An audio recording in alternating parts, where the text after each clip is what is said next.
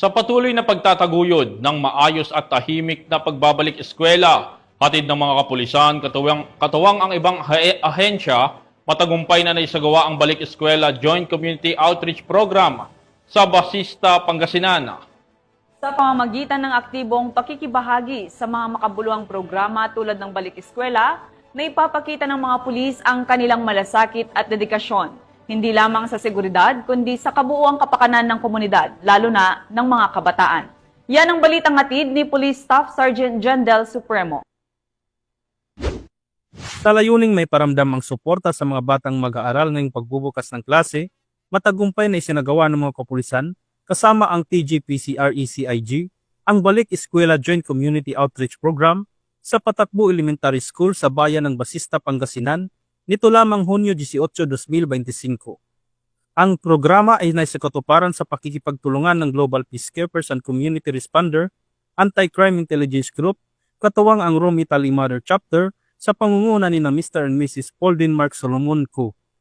Sinimulan ang aktibidad sa pamamagitan ng isang panalangin na sinundan ng isang makabuluhang mensahe mula sa officer in charge ng Pangasinan PPO sa pamamagitan ni Police Lieutenant Colonel Buenaventura Benavides III, kung saan inilatag ang isang komprehensibong plano at seguridad.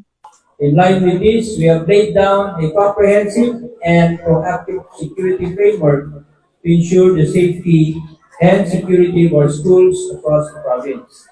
In support of the Chief PNP School for prompt police response in action, we have strengthened our coordination mechanisms to make sure that any incident, big or small, will be responded swiftly, professionally, and with compassion. Nagbigay rin ng mensahe ang GPCRECIG Commander ng Pangasinan Chapter na si Louie Turalba Torres. Ito po yung unang-una kong napili na school.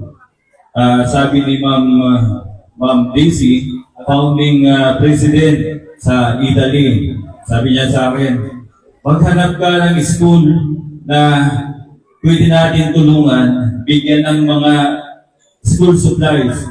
Alam niyo, hindi po ako ng dalawang isip. Unang-una kong naisip, Patakbo Elementary School. Matapos ang mga mensahe, isinagawa ang presentation of certificates bilang pagkilala sa mga katuwang sa programa. Sinundan ito ng pamamahagi ng mga school supplies, food packs at libreng gupit sa mga estudyante. Taus-puso namang nagpapasalamat ang National Commanding Chairman ng GPCRECIG upang may sakatuparan ng programang ito. Kaya po nandito po ang GPCRECIG nagkakandak ng iba't ibang lugar po sa probinsya bilang maipahatid po namin sa kanila ang tulong para sa mga estudyante. So mabuhay po ang GPCRECIG at ang PNP.